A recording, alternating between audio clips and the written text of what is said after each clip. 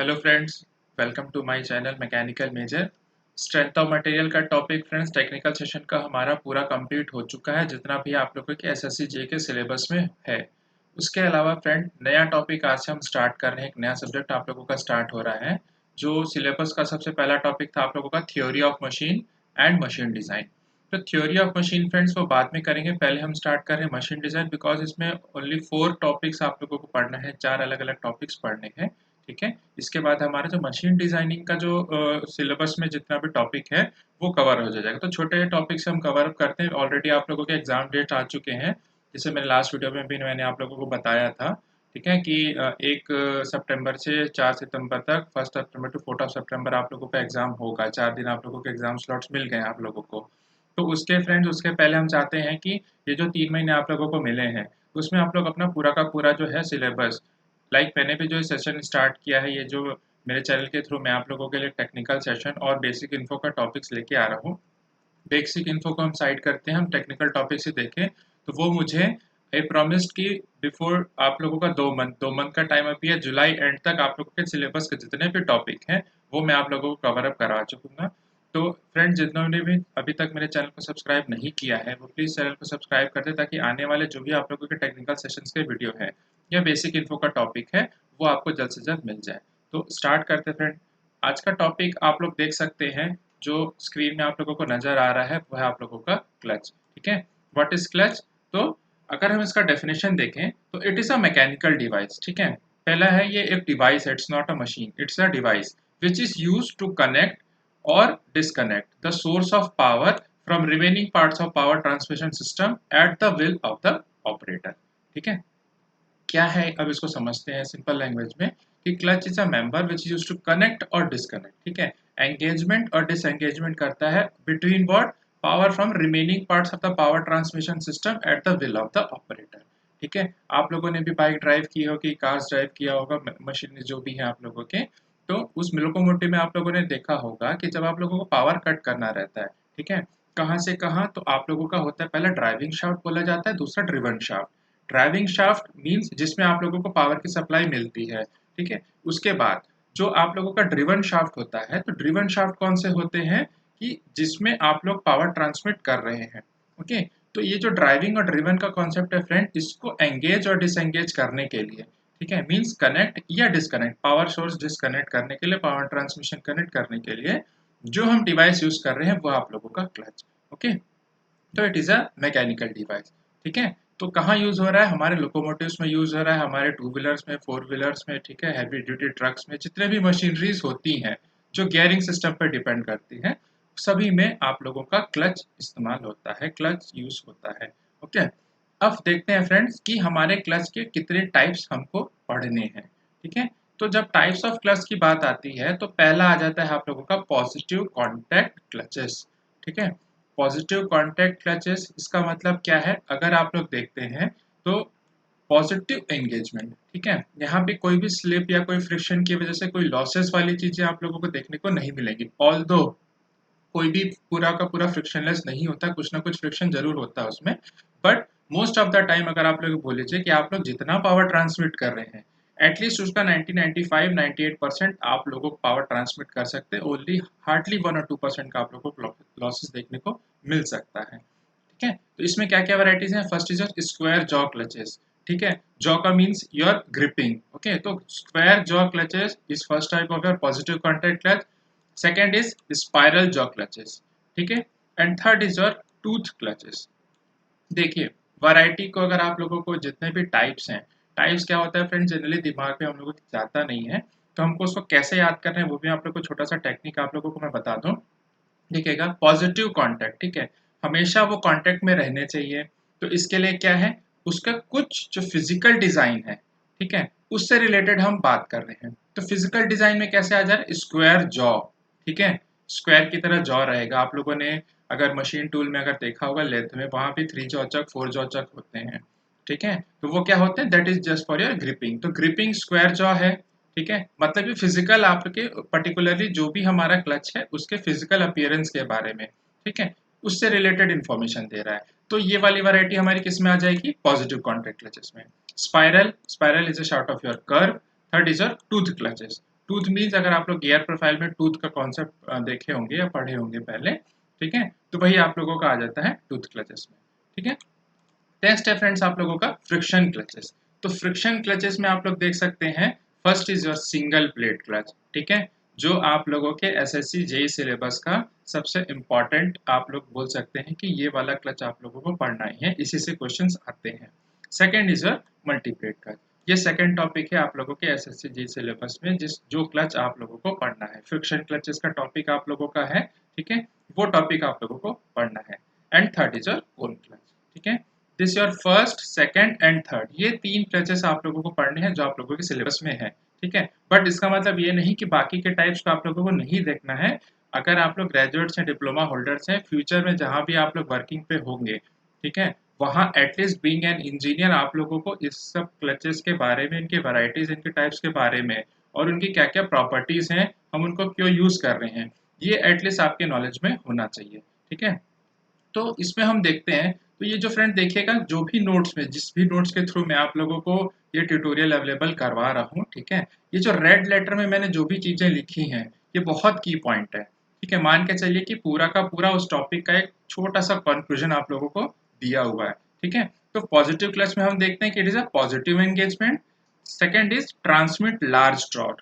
तो अगर क्वेश्चन आता है कि हमको लार्ज टॉर्क ट्रांसमिट करना है, तो which type of clutch do we use? So we use a positive contact clutches, ठीक है। सेकंड आता है कि friction force, which type of your clutches works on your frictional forces, तो your friction clutches work on friction force, ठीक है। Variety क्या क्या है? Single plate, multi plate, cone clutches.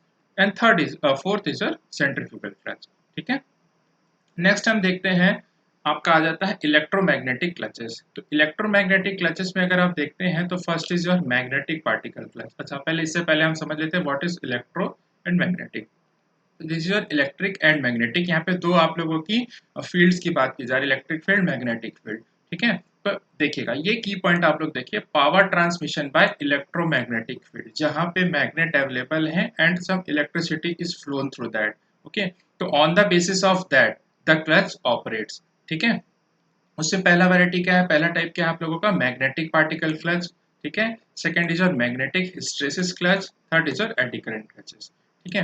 तो ये सब जो चीजें हैं इलेक्ट्रोमैग्नेटिक क्लचेस, ये बहुत हैवी ड्यूटी जो व्हीकल्स होते हैं उसमें आप लोगों को देखने को मिलेगा। हमारे जो two wheeler, four wheeler locomotives होंगे, वहां पे आप लोग को ये क्लच देखने को नहीं मिलता, ठीक है। Next is your fluid clutches and coupling. तो उसमें आ जाता है आप लोगों का, it is based on hydraulic pressure, ठीक है। तो हाइड्रोलिक प्रेशर क्लचेस आप लोग यूज करते हैं जो हैवी मशीनरी आप लोग के शिप्स में होते हैं, जो सबमरीन्स होते हैं, उनमें अगर ऐसा पावर ट्रांसमिशन सिस्टम अगर लगा हुआ है, तो उसमें आप लोग हाइड्रोलिक प्रेशर क्लचेस, या जो बड़ी बड़ी हमारी जो मशीनरीज आती हैं, उसमें आप लोग को हाइड्रोलिक प्रेशर क्लचेस देखने को मिल सकता है, ठीक है। आगे आते हैं फ्रेंड्स, नेक्स्ट टॉपिक है हमारा कि torque transmitting capacity of friction clutch, the most important part of clutches. कि क्लच अगर आप लोग पढ़ रहे हैं तो व्हाई वी आर रीडिंग, ठीक है। हमेशा हमारे टेक्निकल टॉपिक में दो क्वेश्चन रहता है, why we are reading and how we are reading, ठीक है। तो फर्स्ट इज, अगर हम देखते हैं कि हाउ वी आर रीडिंग, तो हाउ वी आर रीडिंग में अगर आप लोग देखते हैं, तो उसमें हम ये देखते हैं कि इन ऑर्डर टू, ठीक है, कि in order to select the type of clutch we are reading the topic of clutch, ठीक है। हम क्लच क्यों पढ़ रहे हैं? तो हम क्लच के सिलेक्शन के लिए, उनके डिजाइन के लिए हम क्लच को पढ़ रहे हैं। And why we are reading, ठीक है। तो व्हाई वी आर रीडिंग, इसमें आ जाता है आप लोगों का ये पूरा टॉपिक कि हर एक क्लच के बारे में हम इंडिविजुअल स्टडी करेंगे, उनके टॉर्क ट्रांसमिटिंग कैपेसिटी के बारे में स्टडी करेंगे, एंड देन इसको सिलेक्शन पे हम जाएंगे, ओके। तो पहले स्टार्ट करते हैं। The first type of clutch जो आप लोगों के सिलेबस में है, दैट इज फ्रिक्शन क्लचेस। तो फ्रिक्शन क्लच में आप लोगों का आ जाता है सिंगल प्लेट क्लच, ठीक है। तो पहले नाम से ही क्लियर है, single plate clutch, that means there will be a single set of contacting surface, ठीक है। पहला तो आप लोगों का कि सिंगल प्लेट कॉन्टैक्टिंग सरफेस। इसके पीछे क्या क्या थ्योरीज हैं? अब देखिए, हमने बोला कि हाउ वी आर रीडिंग, तो हाउ वी आर रीडिंग का आंसर यहाँ पे आ जाता है कि वी हैव टू थ्योरीज, ठीक है। In order to study the clutches, we have two theories. First is your uniform wear theory, and second is your uniform pressure theory. ठीक है। अब देखिए, यहीं पे ये ब्लैक पोर्शन में आप लोगों को जो मैंने हाईलाइट करके लिखा हुआ है, यहाँ से ये दोनों चीजें कि कौन सी थ्योरी किस मटेरियल के लिए यूज होगी, यहाँ से आप लोग इसको स्पेसिफाई कर सकते हैं। तो वर्न आउट क्लचेस या ओल्ड क्लचेस, उसके लिए हम यूनिफॉर्म वियर थ्योरी यूज करते हैं। ठीक है, याद रखिएगा, यही क्वेश्चन पूछता है एग्जाम में। थ्योरी टाइप का क्वेश्चन आया तो सबसे पहला क्वेश्चन तो यही बनता है कि uniform wear theory is used for which kind of clutches. तो it is used for worn out clutches। worn out mean जो खराब हो चुके हैं, जो पुराने हो चुके हैं, आइदर ओल्ड क्लचेस दिया जाएगा। ठीक है, and what about the uniform pressure theory, तो it will be applied for your new clutches. ठीक है, अब ऐसा क्यों कर रहे हैं आगे आप लोगों को मैं बताऊंगा। तो how we are reading is in, we are reading on the basis of two theories that we are applying in the clutches. First is a uniform wear theory, second is uniform pressure theory। ठीक है, अब देखते हैं कि what is uniform pressure theory। ठीक है, तो uniform pressure theory क्या बोल रहा है आप लोगों का, new clutches as pressure is being constant over the entire surface area of friction disc. ठीक है, यही स्टेटमेंट है जो यूनिफॉर्म प्रेशर थ्योरी को ओवरऑल डिफाइन करता है कि फॉर अ न्यू क्लच, अगर नया क्लच है, कोई नया मटेरियल है, तो we can say that the frictional lining जो होती है आप लोगों की क्लचेस में, तो वो फ्रिक्शनल लाइनिंग में जो भी कॉन्ट्रैक्टिंग सरफेस होगा, due to that the you can say कि अगर वो क्लच हमारा नया है, if the clutch is new, then what we are getting is the pressure can be uniformly distributed over the whole area of the contact. ठीक है, तो इसलिए हम नए जो क्लच होते हैं, न्यू क्लचेस के लिए हम यूनिफॉर्म प्रेशर थ्योरी यूज करते हैं in order to calculate the torque transmitting capacity. ठीक है, तो अगर हम देखते हैं कि if the pressure is constant, ठीक है, तो पहला टॉपिक आ गया, सॉरी पहला पॉइंट आ गया आप लोगों को यूनिफॉर्म प्रेशर थ्योरी में, it is used for new clutches. Okay, second is pressure is constant. Okay, अब हम देखते हैं कि what is the formula for the torque transmitting capacity. So if mt, ठीक है, ये जो हम लिखे हैं mt, this is the torque transmitting capacity of the clutch. So the formula is given bye n multiplied by mu multiplied by p divided by dq minus dq पर d square minus d square। अब ये कहाँ से आया वो भी हम देख लेते हैं। ठीक है, this mt is the torque transmitted, p is the pressure, d is the outside diameter of the frictional disc, small d is the inner diameter of the frictional disc, n is the number of pair of contacting surface। ठीक है, अब देखिए, जो uniform pressure theory है, uniform wear theory है, ये हमारे दोनों जो क्लच हैं, सिंगल प्लेट हो चाहे मल्टी प्लेट हो चाहे कोन क्लचेस हो, उनके लिए फॉलो अप होता है।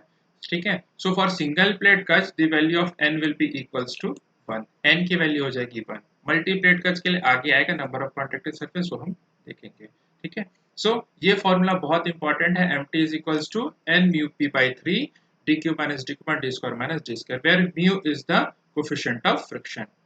ठीक है, भी आप लोगों का कोफिशिएंट ऑफ फ्रिक्शन है, जो भी हमारा जो कॉन्टैक्टिंग सरफेस होता है वहां पे फ्रिक्शनल लाइनिंग होती है। ठीक है, फ्रिक्शनल सरफेस पे, तो that mu value depends upon the frictional lining of the material. किस तरीके का मटेरियल हमने फ्रिक्शन टॉर्क के लिए, फ्रिक्शन फोर्स को रिड्यूस करने के लिए हमने यूज किया है। ओके, अब देखिए ये फॉर्मूला रेड जोन है, रेड जोन मीन्स की पॉइंट है, बहुत इंपॉर्टेंट है। What is this PO, this is the pressure. ठीक है, तो इंटरनल प्रेशर का फॉर्मूला क्या हो जाएगा, this p upon 4, this is the internal forces acting on the material divided by D square minus D square. ठीक है, तो ये आप लोगों का बन गया क्या, formula for calculation of internal force acting on the clutches. ठीक है, नेक्स्ट आ जाता है आप लोगों का यूनिफॉर्म वियर थ्योरी। तो यूनिफॉर्म वियर थ्योरी का कॉन्सेप्ट क्या बोलता है, इस रेड लाइन को आप लोग देख लीजिए, mostly preferred for clutch design. ठीक है, क्यों डिजाइन में यूज कर रहे हैं हम, बिकॉज वी एज्यूम कि many of the clutches have overdue their life, उन्होंने बहुत अपनी लाइफ कंप्लीट कर चुके हैं, and on the basis of that we are designing the clutch.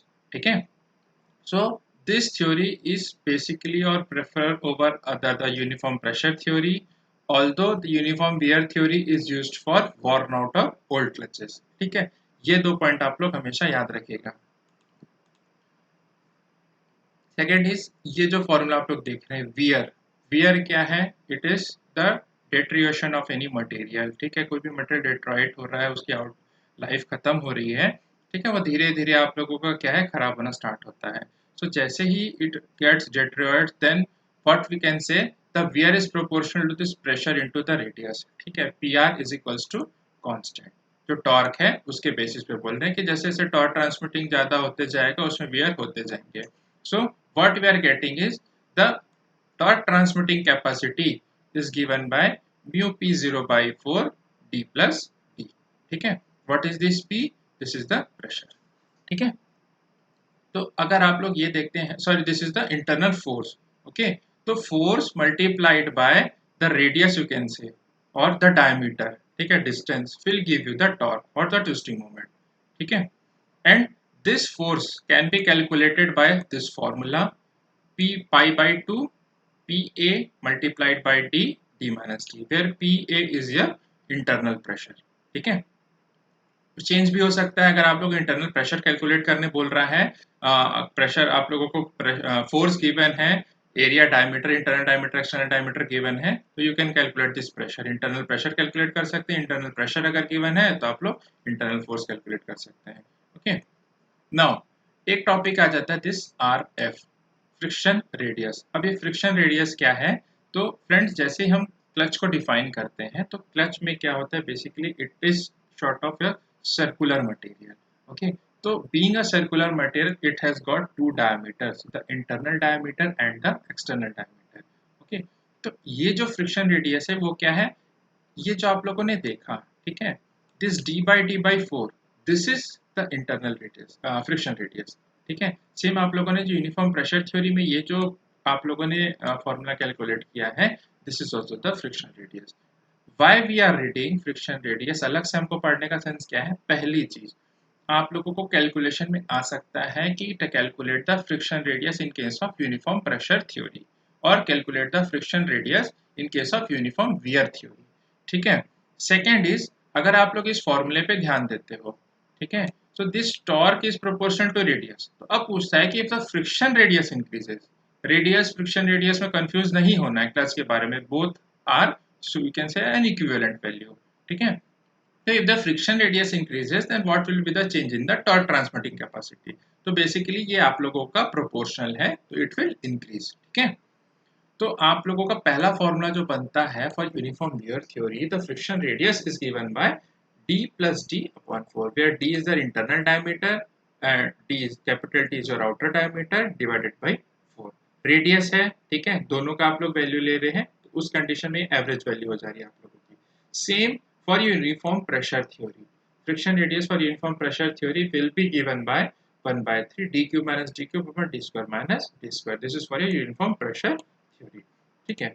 अब देखिए फ्रेंड्स, ये जो ब्लॉक लेटर में आप लोगों को डिब्बे में बंद है, ठीक है, तो for this I can say this is one of the most important relation between the friction radius for uniform wear theory and uniform pressure theory, ठीक है। तो most of the cases you can say the RF2, यहाँ देख सकते हैं this is RF2, that is the friction radius for uniform pressure theory is almost equals to और greater than RF1, uniform wear theory से हमेशा ज्यादा होगा, ठीक है। इससे हम क्या कंक्लूड कर सकते हैं? इससे हम ये कंक्लूड कर सकते हैं कि for your uniform pressure theory the torque transmitting capacity will be more, ठीक है। अब फ्रेंड्स बात आ जाती है, हमारा पहला हमने सिंगल प्लेट क्लच देख लिया, अब आता है हमारा मल्टी डिस्क क्लचेस या मल्टी प्लेट क्लच आप लोग बोल लीजिए, ठीक है। तो उसमें भी आप लोगों की थ्योरी वही रहेगी, how we are reading on the basis of two theories, uniform pressure, uniform wear, ठीक है। अब इसमें क्या चेंजेस होगा, तो द टॉर्क ट्रांसमिटिंग कैपेसिटी, ठीक है, that will be changed, okay. तो इस केस में आप लोगों की ट्रांसमिटिंग कैपेसिटी चेंज हो जा रही है, but on the basis of what? Formula अगर आप लोग देख रहे हैं, फॉर्मूला दोनों केस में सेम है, ठीक है, बट आप बोलेंगे कि अब सर इसमें चेंजेस क्या है? तो इसमें चेंजेस हो जाता है this Z, the number of pairs of contacting surface, ठीक है। The what is this number of pair of contacting surface? एक और इसको अगर हम आगे देखें फ्रेंड, तो ये हमारा होता है कि अगर हमारे मल्टीपल प्लेट्स लगे हुए हैं 1/1, ठीक है, तो for this first and second clutch there will be only one contacting surface, ठीक है। इसका जो राइट पोर्शन है एंड फर्स्ट प्लेट का जो लेफ्ट पोर्शन है उस पे कोई भी कॉन्टैक्ट्स नहीं है, but after this second clutch if there is third one, there is four, there is five, ठीक है। तो हमको क्या मिलता है कि the number of contacting surface. Why we are calculating the number of contacting surface? Because जितने भी कॉन्टैक्टिंग सरफेस होंगे on the basis of that only the power और the torque will be transmitted. ठीक है, जब कांटेक्ट में नहीं आएगा तो टॉर्क ट्रांसमिट ही नहीं होगा। तो जितना कांटेक्टिंग बढ़ेगा उतना ज्यादा आप लोग टॉर्क ट्रांसमिट कर सकते हैं। ठीक है, so on the basis of that the number of contacting surface अगर हम कैलकुलेट करते हैं, so what we are getting is the number of disks is equals to the number of pairs of contacting surface plus 1, or if we say the number of contacting surface is z, so this z is given by z1 plus z2 minus 1। ठीक है, now what is z1 z2? z1 is the number of disk on driving shaft, ठीक है, जहां से power आप लोगों को generate कर रहे हैं। Second is z2 is the number of disk on driven shaft, जिसमें हम ट्रांसमिट कर रहे हैं।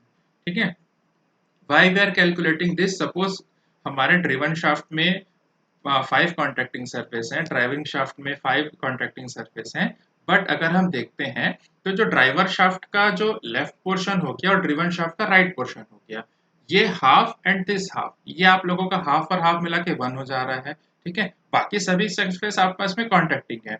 सो we can say this 5 plus 5 minus half, तो ये -1 हो गया। तो फॉर्मूला यहीं से आप लोगों का आ जाता है। फॉर्मूले को इजीली आप लोग दिमाग में रख सकते हैं, z1 plus z2 5 plus 5 and minus 1। तो number of contacting surface will be 9।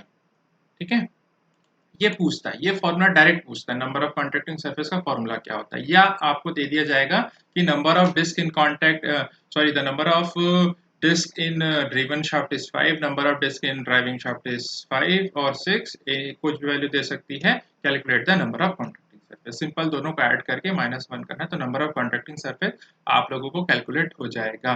Reverse भी पूछ सकता है, if the number of contacting surface is 6, the number of surface in the number of disk in driven shaft is 5, calculate the number of disk in driving shaft। ठीक है, reverse हो सकता है। बस फॉर्मूले को आप लोगों को, ये जो रेड फॉर्मूला है, ये रेड टेबल बना हुआ है, ये आप लोगों को दिमाग में रखना है। ओके, नेक्स्ट आ जाता है आप लोगों का की पॉइंट जब हम क्लचेस की बात करते हैं।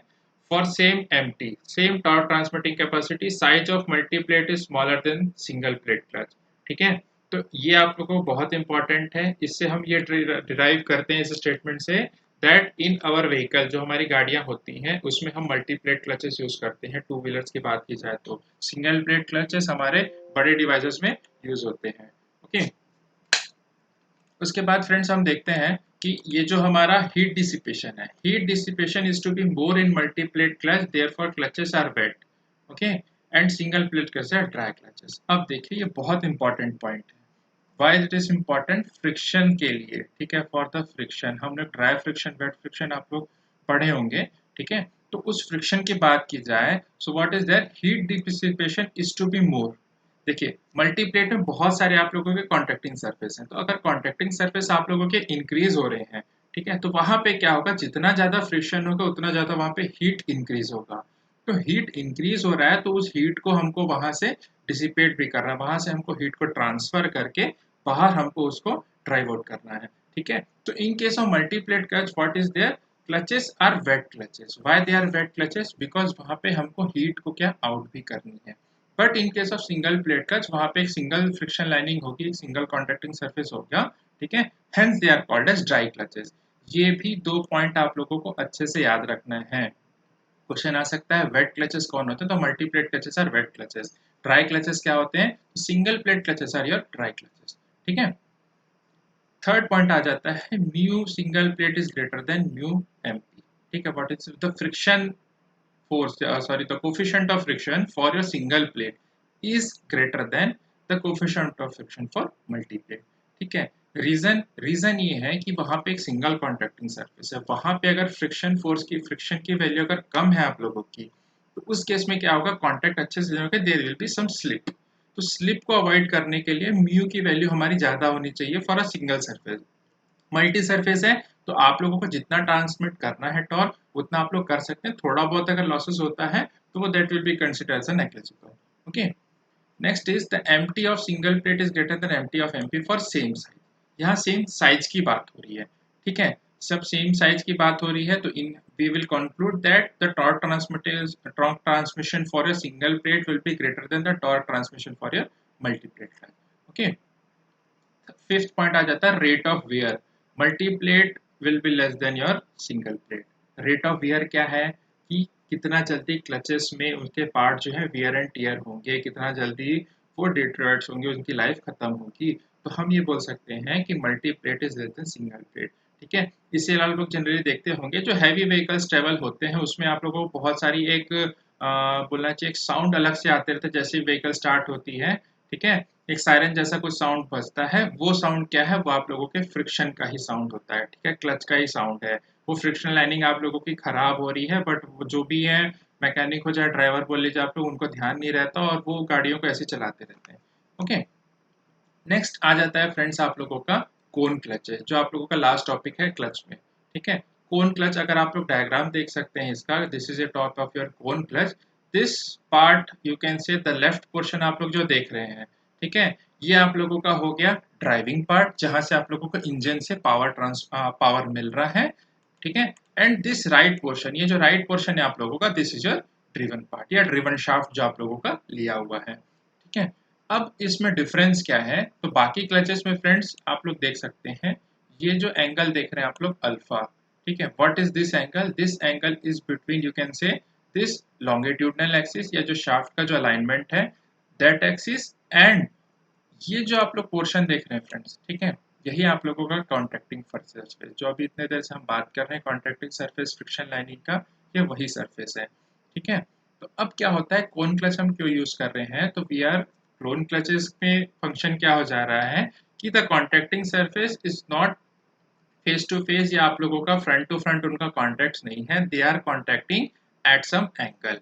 ठीक है, angle inclined with some angle, the angle is inclined at some degrees from the alignment axis या alignment of the shaft you can say। तो अल्फा जो है ये आप लोगों का कोन एंगल कहलाता है, इसको याद रखिएगा। ठीक है, कोन angle in case of your cone clutches.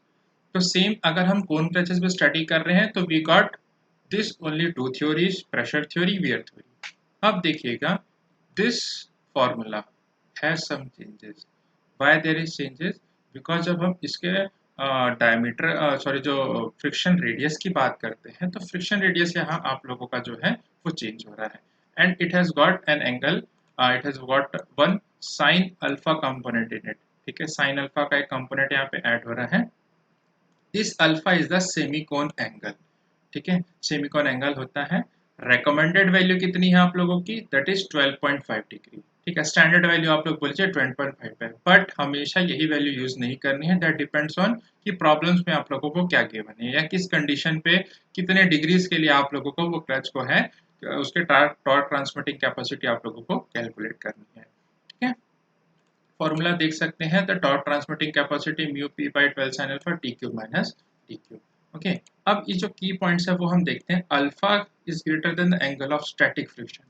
ठीक है, the semicone angle is greater than the angle of your static friction. ठीक है, तो व्हाट वी कैन से, ये 12.5 हमारा कहाँ से आ रहा है, तो वी कैन से कि if we are considering the coefficient of friction is 0.2। ठीक है, तो दिस अल्फा द हम जो स्टैटिक फ्रिक्शन जो फ्रिक्शन एंगल हम बोलते हैं, ठीक है, what is this friction angle, that is mu is given by tan inverse of theta is given by tan inverse of mu. ठीक है, या mu is equals to tan theta, where theta is your friction angle. तो अगर value 0.2 हम रखते हैं, ठीक है, दैट इज जो हम बोलते हैं कि कोफिशिएंट फ्रिक्शन की short of standard recommended value है। अगर वो फ्रिक्शन कोफिशिएंट हम रखते हैं 0.2, so what you are getting, we are getting that alpha is 12.5 degree. ठीक है, तो अगर हम म्यू की वैल्यू स्टैंडर्ड रखते हैं तो हमको सिलिकॉन एंगल की भी एक स्टैंडर्ड वैल्यू मिलेगी, एंड दिस रिकमेंडेड और स्टैंडर्ड वैल्यू इज 12.5 डिग्री। ठीक है, इसका मतलब ये है कि at an angle of 12.5 degree if at use your cone clutch, ठीक है, it will give the best torque transmitting capacity. ठीक है, यूनिफॉर्म वेयर थ्योरी के भी केस में same sine theta sine alpha component semicone angle component आप लोगों का जो आप लोगों का टॉर्क ट्रांसमिटिंग कैपेसिटी का फॉर्मूला है उसमें ऐड हो जाता है, and what you are getting is MT is mu P zero D 8 sine alpha D square minus D square. ठीक है, तो ये आ जाता है आप लोगों का, तो हमारे तीन क्लचेस थे जो हमारे सिलेबस में थे, उनकी पूरी की पूरी थ्योरीज। ठीक है, uniform wear theory, uniform pressure theory. Okay, अब हम कंपेयर करते हैं कि what is the torque transmitting capacity. ठीक है, हमने फॉर्मूलाज देख लिया, कंपेयर करके एक वैल्यू हम कैलकुलेट कर देते हैं कि what is the difference or what is the basically you can say the ratio between the torque transmitting capacity in case of plate clutch and torque transmitting capacity in case of your cone clutch. So if empty of cone upon empty of plate we are calculating, ठीक है, तो हम generally क्या करते हैं, if the pressure is same and the outer and inner dia are same, ठीक है, for both the cases means अगर हम बोलें कि प्लेट क्लच की जो साइज है, ठीक है, and the size of your cone clutch, if they both are same, so on the basis of that what you are getting is the empty of cone upon empty of plate is given by 1 upon sin alpha, ठीक है, simple आप लोग इसके फॉर्मूले से value रख के आप लोग डिवाइड कर दीजिए, you will be getting 1 upon sin alpha. Standard value अभी हमने अल्फा की देखी थी, दैट इज योर 12.5, ठीक है, रिकमेंडेड वैल्यू जो थी, on the basis of that sin 12.5 करेंगे 1 upon sin 12.5 you will be getting 4.62, ठीक है। इस फॉर्मूले से हमारा क्या कंक्लूजन निकलता है, so we are getting that the torque transmitting capacity for cone clutch is almost 4 times greater than that of your single or plate clutches, ठीक है। तो हम क्या बोल सकते हैं, द टॉर्क ट्रांसमिटिंग कैपेसिटी, अगर हमको डिक्रीजिंग ऑर्डर पूछता है तो हम सिंपल ये बोल सकते हैं कि multi cone clutches then your multi plate clutch then your single plate clutch, ठीक है। नेक्स्ट आ जाता है आप लोगों का the face width of friction lining. देखिए ये बहुत अगर डीप में गया तो ये वाला क्वेश्चन, ये वाली वैल्यू आप लोगों को कैलकुलेट करने पूछ सकता है, ठीक है। अदरवाइज ये सिर्फ आप लोगों के एक एडिशनल नॉलेज के लिए है जो आप लोग देख सकते हैं कि the face width of friction lining. अब ये फ्रिक्शन लाइनिंग क्या है, ये आप लोग देखिए, ये जो अभी मैं बता रहा था आप लोगों को, ये वाला सरफेस, ठीक है, तो यही फिर सरफेस में आप लोगों का अभी हम क्या देख रहे हैं, इसका फ्रंट एलिवेशन देख रहे हैं, बट हमको विड्थ कैलकुलेट भी करना है कि व्हाट मे बी द और what will be the width of this friction lining, ठीक है। तो आप लोग कैसे कैलकुलेट करेंगे, सेम वही पोर्शन को हम यहाँ ले आते हैं, if this value is your B, ठीक है, लेट अस से कि the hypotenuse is B, this is your alpha is your semicone angle, okay, this is d by 2, why this is d by 2, because हमारा जो internal diameter हम consider कर रहे हैं कौन उसका, तो हमारे टॉर्क ट्रांसमिटिंग जो क्लच है उनका, शाफ्ट का नहीं क्लच का, ठीक है। So this is given bye d by 2, so this will be also d by 2, okay. This is the outer diameter, ये जो आप लोग लाइनिंग देख रहे हैं, this is the outer diameter line, this is your inner diameter line, ठीक है। तो जो इनर माइनस आउटर करेंगे तो आप लोगों को जो हाइट है वो कैलकुलेट हो जाएगी, that is D minus D by 2, ठीक है। ये आप लोग सिंपल हाइपोटेनस आप लोगों का ट्रायंगल का, राइट एंगल ट्रायंगल का फॉर्मूला लगा दीजिए, तो what you will be getting is this width B, ठीक है, this width B will be given by D minus D upon 2 sine alpha, ठीक है। What is d minus d? That is will be equals to 2b sin alpha and d plus d by 4 is equals to the mean radius. तो ये वाला formula आप लोगों के दिमाग में होना चाहिए, ठीक है। So finally the width of this friction lining is given by d minus d upon 2 sin alpha, ठीक है। तो आज के फ्रेंड्स लेक्चर में हमने ये देखा है कि क्लच कितने टाइप्स के होते हैं, क्या क्या हमारे क्लच की वेरियस वैरायटीज हैं, कौन से पर्पस के लिए हम कौन सा क्लच यूज कर रहे हैं। The most important is the uniform wear theory, uniform pressure theory, why we are using and how we are using, okay. After that the single plate clutch, then your multi plate clutch, okay, difference between single plate multi plate, what are the various properties, okay, and then your cone clutch. Cone clutch में हम what we have read? We have read the torque transmitting capacity of the cone clutch. Okay. What is this angle? Alpha. Alpha is your semicone angle. एक जो नया component आप लोगों के clutch में था. Okay. And after last जो आप लोगों का हमारा session closing में जो topic आया था, ठीक है, ये additional topic आप लोगों को, that is the width of the friction lining, face width. तो face width will be given by d minus d upon 2 sin alpha. ठीक है. तो फ्रेंड्स क्लच में आप लोगों को इतना ही कवर करना है, इसका जो ऑब्जेक्टिव है वो आगे वाले वीडियो में आप लोगों के लिए लेके आऊँगा।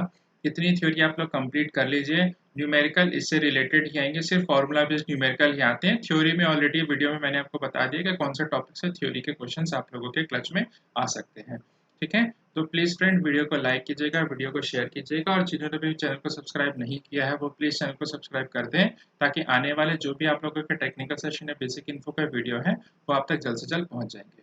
तो थैंक यू फ्रेंड्स।